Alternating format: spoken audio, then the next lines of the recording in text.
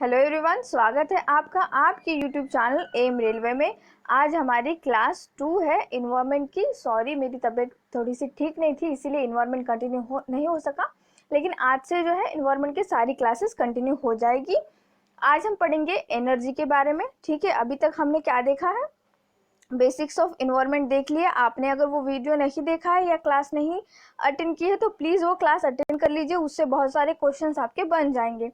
Basics of environment हो गया। आज हम पढ़ेंगे एनर्जी। कल कल पढ़ेंगे हम लोग ozone depletion and ozone layer के बारे में। एंड उसके बाद हम पढ़ेंगे green house gases and acid rain के बारे में। एंड देन उसके बाद हमने डिज़ाइन किया है ग्लोबल वार्मिंग।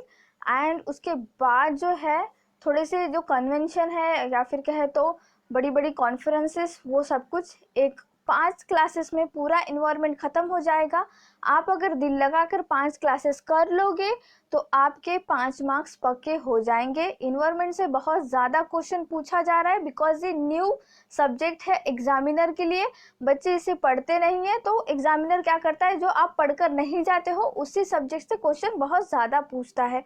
ठीक है, अब पीडीएफ की बात, तो पीडीएफ कुछ इस तरह से है कि किसी ने हमारे टीम को, सपोर्ट टीम को मेल किया है कि मैम की हैंडराइटिंग हमें समझ नहीं आती, तो इसलिए उन लोगों ने क्या किया, एक टाइपिस्ट हायर किया है।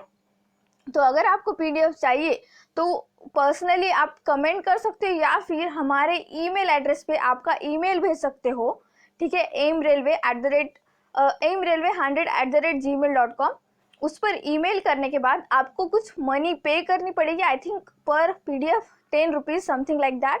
और पे करने के बाद जो है आपको टाइप किया हुआ नोट्स मिलेगा। ठीक है, तो मेरा ऐसा मानना है आप पैसे मत वेस्ट कीजिए, आप सिर्फ क्लासेस दिल लगा कर देखिए और जो पॉइंट मैं नोट डाउन करने के लिए कहती हूँ वो पॉइंट नोट डाउन कर लीजिए। ठीक है, चलिए फिर स्टार्ट करते हैं एनर्जी से। एनर्जी के 2 टाइप्स है, एक है रिन्यूएबल एनर्जी, एक है नॉन रिन्यूएबल एनर्जी। अब रिन्यूएबल एनर्जी का मतलब नवीकरण, जो कि बम्पर ऑफर में अवेलेबल है, नेचुरली अवेलेबल है, विदाउट कॉस्ट अवेलेबल है, वो होती है renewable energy. And non renewable energy, उसके लिए आपको पैसे देना पड़ता है, लिमिटेड स्टॉक होता है, लिमिटेड सेल होती है, ऐसा आप समझ लीजिए। ठीक है, इस तरह से अगर रोज़मर्रा की जो लैंग्वेज आप यूज़ करते हैं वो लैंग्वेज अगर अटैच कर दोगे आपके सब्जेक्ट के साथ तो आपको सब्जेक्ट भी अच्छा लगने लग जाएगा। अब रिन्यूएबल नॉन रिन्यूएबल में कोई जो है आपको कंफ्यूजन नहीं होगा। ठीक है, अब रिन्यूएबल में जो है अनलिमिटेड सोर्स, जैसे कि solar energy, wind energy, hydro energy. अब हाइड्रो एनर्जी क्या, जब पानी बहता है नदी में तो एक दीवार सी बना देते हैं कहीं कहीं, या फिर बहुत बड़ा डैम बना देते हैं, और उस पानी का वो जो पोटेंशियल एनर्जी होता है पानी का, वो यूज़ कर जो है डिफरेंट डिफरेंट इलेक्ट्रिसिटी जनरेट करना या कोई और एनर्जी में उसे कन्वर्ट करना। ठीक है, एनर्जी कभी मरती नहीं है, एनर्जी को हम कन्वर्ट कर सकते हैं एक फॉर्म से दूसरे फॉर्म में, है ना, थर्मल का लॉ है, ये पढ़ा होगा आपने। Then geothermal, tidal and OTEC. OTEC क्या चीज़ है, देखिए, ओशन थर्मल एनर्जी कन्वर्जन। अब आप ओशन, आप कभी गए होंगे, ओशन देखा होगा, तो ओशन की जो सतह, ओशन की ये लहरें हैं, ठीक है, और ओशन की सतह पर ये यहाँ पर तो टेम्परेचर कम होता है, जैसे ही आप थोड़ा सा नीचे जाओगे 2 किलोमीटर तक, ठीक है, तो ये पूरा जो सतह के नीचे का जो टेम्परेचर होता है वो बहुत ज़्यादा होता है।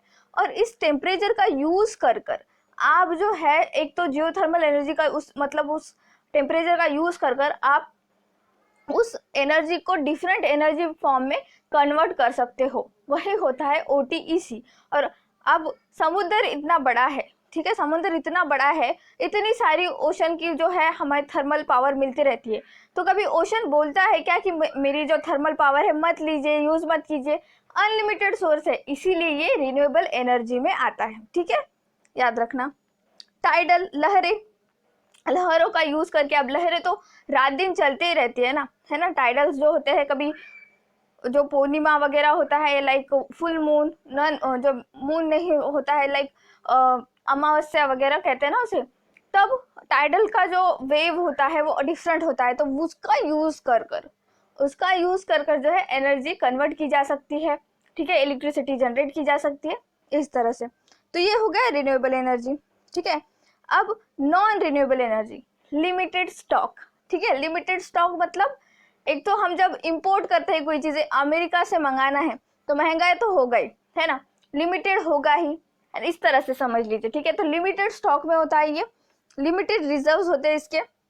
अब जैसे कि फोसिल, अब फोसिल क्या होता है एक्चुअली, देखिए एकदम सिंपलेस्ट लैंग्वेज में बताऊं, फोसिल तो जब सारे डेड ऑर्गेनिक मटेरियल, ऑर्गेनिक यानी आप, ठीक है।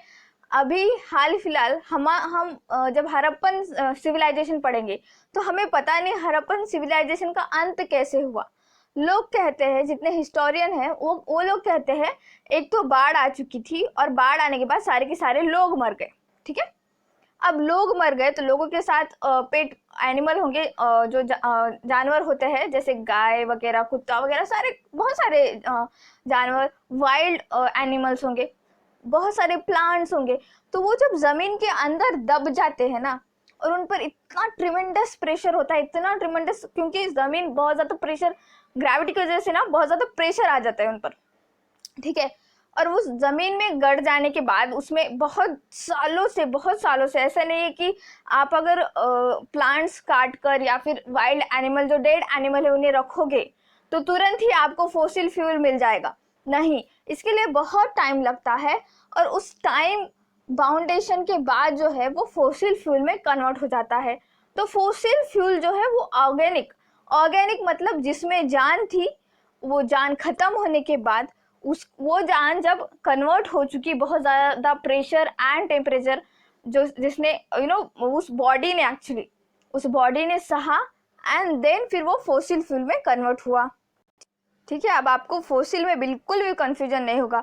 अब नॉन फोसिल क्या है? नॉन फोसिल ये चीज़ है, अब नॉन फोसिल चीज़ होती है जैसे यूरेनियम, थोरियम, ये ऑलरेडी ज़मीन के नीचे मौजूद है, ऑर्गेनिक मटेरियल की ज़रूरत नहीं है, ठीक है। बिकॉज ज़मीन में जो है एक लेयर के बाद बहुत सारे मटेरियल माने मेटल्स मौजूद है, जैसे एल्यूमिनियम, निकल, सिलिका, बहुत सारे जो है, हम जब ज्योग्राफी पढ़ेंगे तब मैं बताऊंगी आपको जो क्रस्ट के बाद क्या चीज़ होती है, सब कुछ, मैंटल वगैरह वगैरह सब कुछ।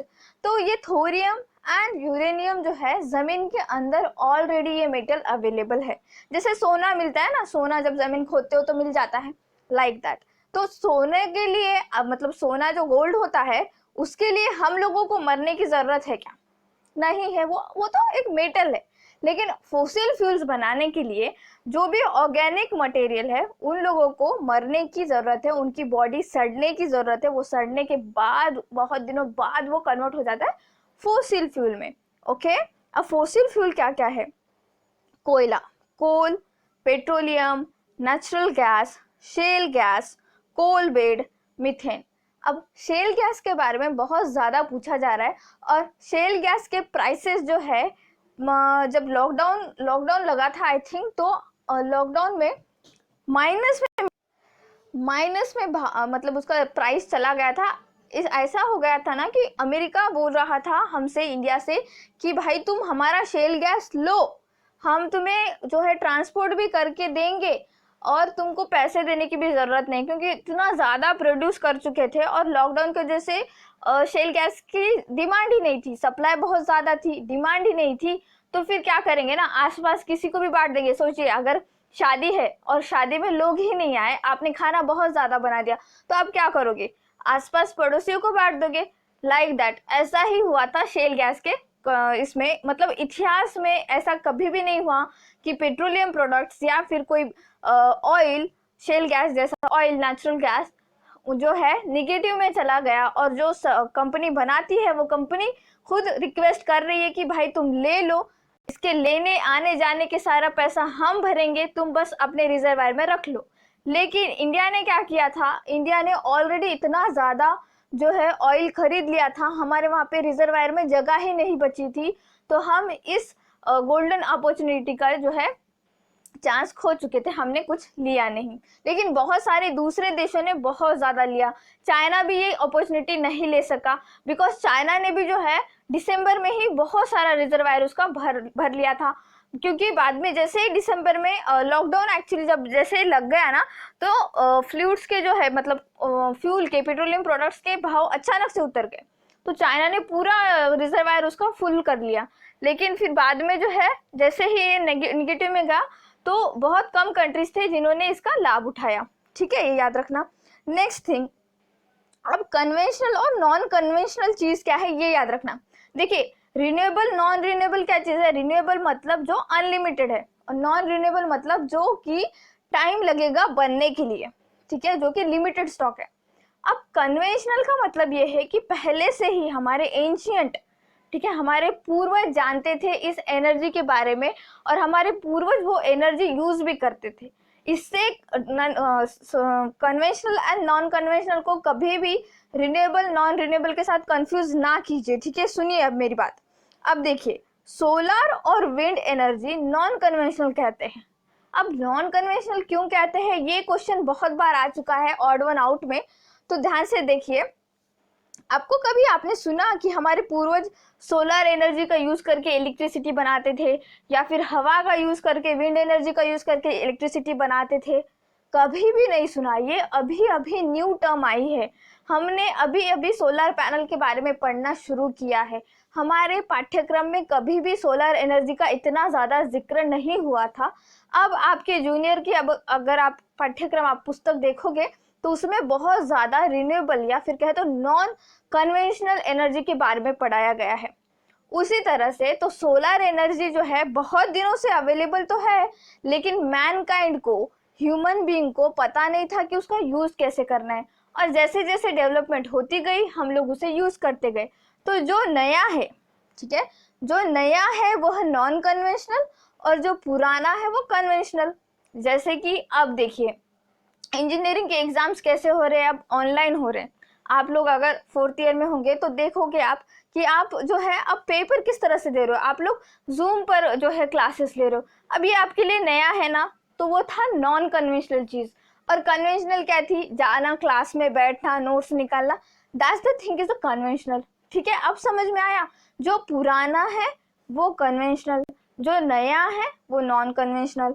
तो आप बिल्कुल कंफ्यूज मत होना, ठीक है। अब हाइड्रो, हाइड्रो पानी रुकाकर उस एनर्जी का यूज करना एंशिएंट टाइम से चलता आ रहा है, अभी से नहीं, एंशिएंट टाइम से चलता रहा है। बहुत पुरानी चीज है कि हम लोग डैम की तरह कुछ यूज कर लिया, उसे छोटी सी दीवार बना दी, पानी रुका लिया, उसका यूज कर लिया बाद में कभी, इस तरह से। तो हाइड्रो क्या है? पुरानी चीज है, कन्वेंशनल एनर्जी है ये, ठीक है, ये याद रखना। Then geothermal, tidal, OTC, biomass, तो ये क्या है? नॉन कन्वेंशनल, नई चीज है। नई चीज नॉन कन्वेंशनल, पुरानी चीज कन्वेंशनल। अब इसी तरह से अभी कोयला, कोयला तो बहुत दिनों से यूज होता है ना। कोयला जो हमारी सबसे पहले ट्रेन चली थी कोयले पे तो चली थी, है ना, तो ये क्या हो गया? कन्वेंशनल।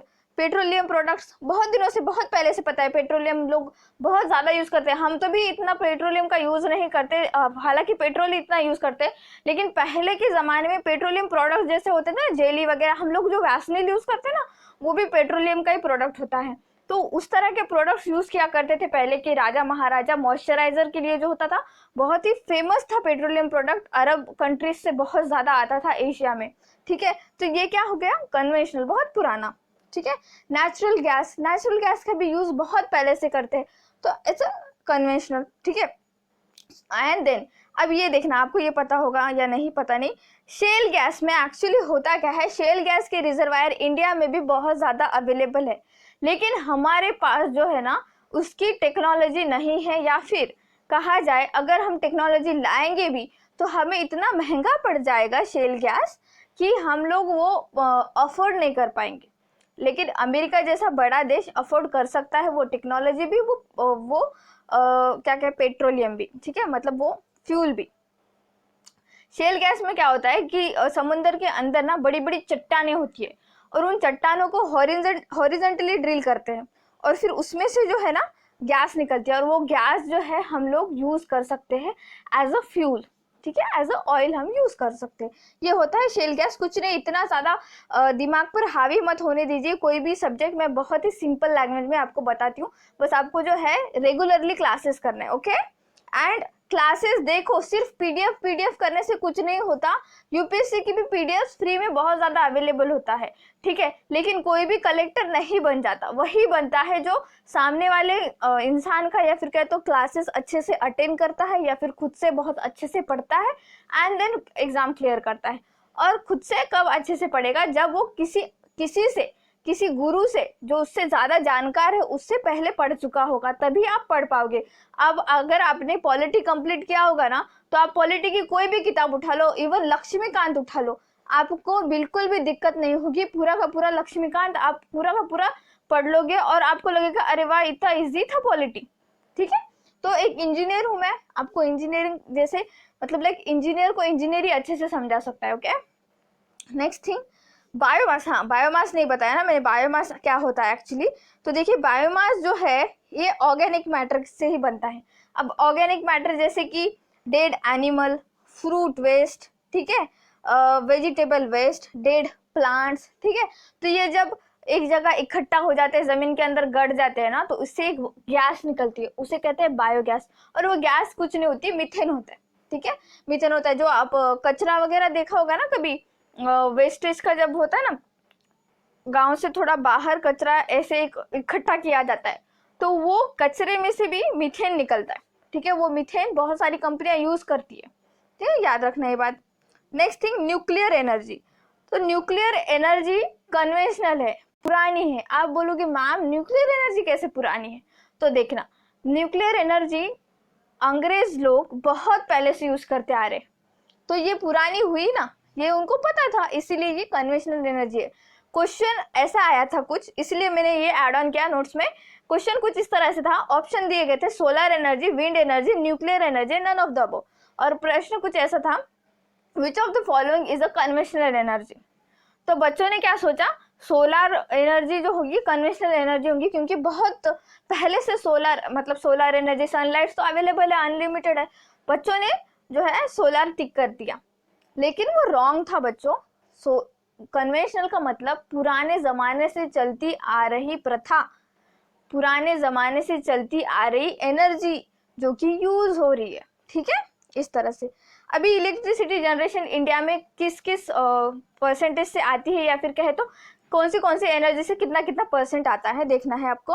थर्मल में जो है एक्चुअली, थर्मल पावर प्लांट आपने कभी सुना होगा या फिर आसपास कहीं होगा ही आपके, आप अगर अच्छे बड़े सिटी में रहते हो तो कोल बेस होता है और पेट्रोलियम बेस होता है, कोयला से और पेट्रोलियम से, ठीक है, पेट्रोलियम प्रोडक्ट से, और गैस से भी होता है बहुत टाइम, ठीक है। आपने कभी सुना भी होगा ऐसे ना कि मेंटेनेंस का डे है, कभी ना इलेक्ट्रिसिटी शट डाउन हो जाती है 4-5 घंटे, और फिर हम पूछते क्यों गई, तो मेंटेनेंस का डे है ना आज, प्लांट मेंटेनेंस का डे है, इस तरह से। तो थर्मल पावर प्लांट से जो है 62.8% आता है, इससे हमेशा से ज़्यादा आया है, ये कम करना है हमें, ठीक है, हमें ये कम करना है। हाइड्रो से 12.6%, जो डैम वगैरह होते हैं ना वहाँ से 12.6%, न्यूक्लियर एनर्जी से 1.9%, इसे बढ़ाना है, और अदर रिन्यूएबल एनर्जी से 23%, इसे भी बढ़ाना है, ठीक है, याद रखिए। नेक्स्ट थिंग क्या है, 2015 में 2014 में ही एक्चुअली मोदी सरकार जब आई थी ना, तो उनका एजेंडा था कि 175 गीगावाट, ठीक है। अभी हमारी कैपेसिटी क्या है मेगावाट में, 3.7 लाख मेगावाट में है, हमको गीगावाट में कन्वर्ट करना है उसे, तो इनका एजेंडा था। तो इस एजेंडा में वो लोग 2022 तक ये इन्होंने एजेंडा रखा है, मतलब लिमिट रखी है, और उसमें सिर्फ और सिर्फ रिन्यूएबल एनर्जी यूज करेंगे। तो वो जो है ये पढ़ लेना आप, सोलर का 100 गीगावाट, विंड का 60 गीगावाट, बायोमास का 10 गीगावाट एंड हाइड्रो का 5 गीगावाट, ठीक है। तो ये यूज करेंगे। तो हाइड्रो तो ये रिन्यूएबल एनर्जी है लेकिन कन्वेंशनल है, ठीक है, ये याद रखना। लेकिन ये कोई डेटा नहीं पूछेगा, मैंने बस ऐड ऑन किया था, ठीक है, ये इंपॉर्टेंट है। इंडिया में, ठीक है, इंडिया में पहली बार इलेक्ट्रिसिटी कहाँ आई थी, पूछते हैं क्वेश्चन। तो इंडिया में पहली बार इलेक्ट्रिसिटी जिस सिटी में आई थी वो थी दार्जिलिंग, वेस्ट बंगाल में है ये, ठीक है, 1897 में, ठीक है, दार्जिलिंग में। एक्चुअली हुआ क्या था, आप अगर इंडिया का मैप देखोगे ना इस तरह से कुछ, ठीक है, मैं रफली निकाल रही हूँ, ऐसा कोई ऑफेंड मत होइए। तो जब साउथ मतलब अफ्रीका से जब वास्को द गामा निकला था, ठीक है, केप ऑफ गुड होप से, तो वो पहुंचा था इधर कालीकत में, ठीक है, इधर कालीकत में पहुंचा था। 1498 में आया था वास्को द गामा, ये भी याद रखिए, ये भी पूछता है। जब वो बंदा आया तो वास्को द गामा था पोर्तुगीज, वो आया, उसके पीछे पीछे बहुत सारी फॉरेनर्स आए, जैसे डच, स्पेनिश, फिर बाद में ना ब्रिटिश जो है, अंग्रेज बहुत लेट आए थे एक्चुअली, ठीक है। तो अंग्रेज जब आए, इन्होंने इधर कोई कब्जा नहीं किया, ये लोगों ने डायरेक्टली बंगाल को टारगेट किया, और बंगाल बहुत ही ज़्यादा रिच कल्चर में और रिच था एक्चुअली, ठीक है। वहाँ के नवाब बहुत ज़्यादा रिच थे, वहाँ पे बहुत ज़्यादा क्या कहते हैं, व्यापार होता था। तो उन्होंने ये बंगाल का एरिया अपने हाथ में ले लिया था।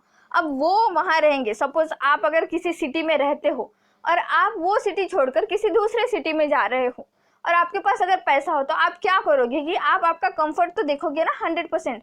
तो ये लोगों ने क्या किया कि ये पहले से इलेक्ट्रिसिटी जानते थे, तो इन्होंने जब ये इंडिया में आए तब इन्होंने इलेक्ट्रिसिटी लाया। क्यों? तो इनको खुद को कंफर्ट चाहिए था, ठीक है। विदाउट इलेक्ट्रिसिटी हम रह सकते हैं क्या अब? तो उसी तरह से उनका वो टाइम था कि वो भी नहीं रह सकते थे विदाउट इलेक्ट्रिसिटी। तो 1897 में उन्होंने इलेक्ट्रिसिटी दार्जिलिंग में लाई, ठीक है। और सेकेंड सिटी कौन सी थी? तो वो शिवा समुद्रम, कर्नाटका, ठीक है। 1902 में कर्नाटका, सेकेंड कर्नाटका की सिटी शिवा समुद्रम, ये याद रखना। पहली सिटी पूछेंगे, सेकेंड नहीं पूछेंगे, ठीक है। और एक तापी गैस पाइपलाइन बहुत ज़्यादा न्यूज़ में है हाल फिलहाल। तो ये 1840, ठीक है, 1840 किलोमीटर नेचुरल गैस पाइपलाइन है। तो ये तापी का ही फुल फॉर्म देखना, ये तापी का फुल फॉर्म देखोगे तो आपको पूरे कंट्री का नाम समझ में आ जाएगा। तापी से है तुर्कमेनिस्तान, ठीक है, ए से है अफगानिस्तान, पी से है पाकिस्तान, आई से है इंडिया। तो ये 4 कंट्री कनेक्टेड है एक नेचुरल गैस पाइपलाइन से, ठीक है, नेचुरल गैस पाइपलाइन से। तो कितने किलोमीटर है ये? 1840 किलोमीटर है ये, ठीक है। ये कैस्पियन सी करके सबसे बड़ी, वर्ल्ड में सबसे बड़ी झील है ये, वर्ल्ड्स लार्जेस्ट लेक। अब ये झील है, फिर भी इसको सी क्यों कहते हैं? फिर भी इसको समुंदर से क्यों मतलब जानते हैं? क्योंकि इसकी साइज बहुत बड़ी है ना, इसलिए इसे सी कहा जाता है, ठीक है।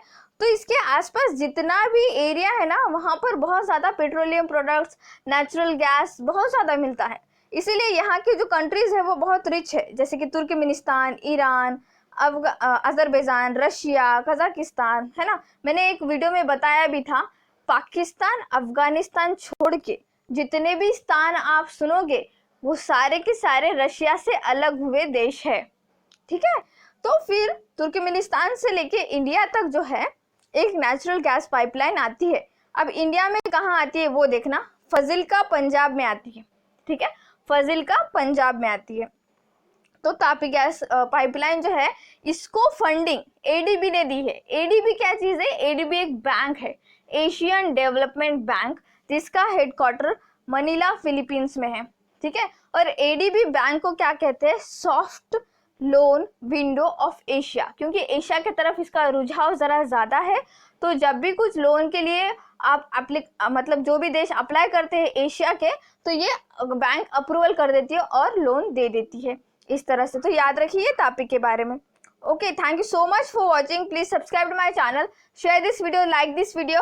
और कल से जो है रेगुलरली इन्वायरमेंट के क्लासेस आ जाएंगे, चिंता मत कीजिए, कल पोल्यूशन पढ़ेंगे हम। Okay, thank you so much.